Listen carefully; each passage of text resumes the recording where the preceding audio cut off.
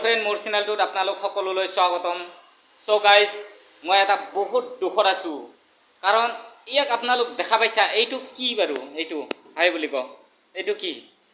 এইটো কোনো মানুহ নহয়, এইটো চৰাই।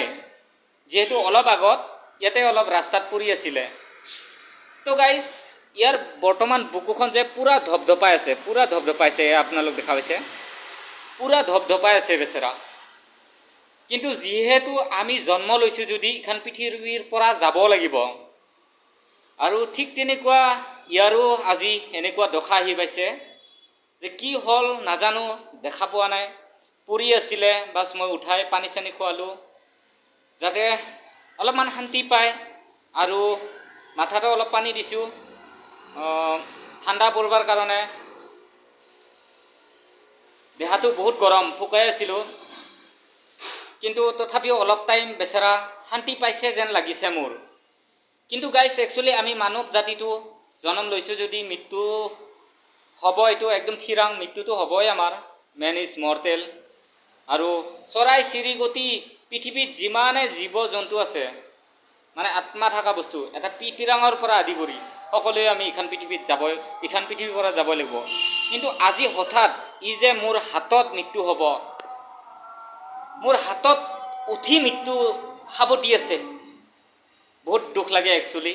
কেতিয়াবা যদি আপোনাৰ হাততো যদি চৰাই চিৰিকটি যদি ক'ৰবাত পৰি থকা, তাৰমানে কি কিবা এক্সিডেণ্টেই হওক, কিবাই হওক, পৰি থকা যেতিয়া নেকি আপুনি উঠাই সেনে তাক উদ্ধাৰ কৰিব চেষ্টা কৰিব, আৰু আপোনাৰ কোলাত বা হাতত থাকি যেতিয়া নেকি সি মৃত্যু সাবটি ল'ব হয়, তেতিয়া একচুৱেলি বহুত দুখ লাগে। দুখটো এনেকুৱা লাগে যে কি ক'ম, যে আপুনি নিশ্চয় বুজি পাইছে যে নিশ্চয় আমাৰ নিচিনা জীৱ ইয়াৰো এটা ভিতৰত আছে, ইয়াৰো আত্মা আছে। ইও যাব সেই ভগৱানৰ লগতে, য'ত নেকি আমি যাম একদিন। তো গাইজ আজিৰ কথাখিনি ইমানে। তো একবাৰ ভাবক, আমি জীৱ জাতিটো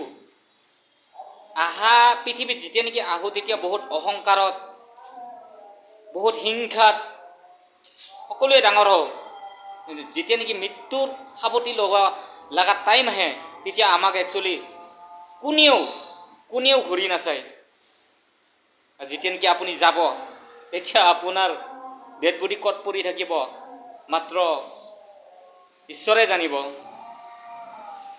তো গাইজ সেয়ে দুখ লাগি আছে মনটো, সেইটোৰ কাৰণে ভাবিলোঁ যে আপোনালোককো জনাই দিওঁ যে মোৰ হাতত এটা চৰাই আছে।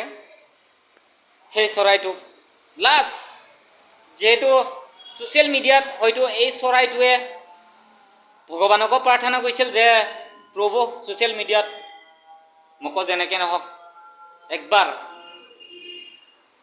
আৰু আহি থাকিব লগা নেক্সট জনমত হয়তো এজন ভাল ইউটিউবাৰ হ'ব। গাইজ দুখ লাগিছে, তথাপিও হাঁহিছোঁ, উপায় নাই।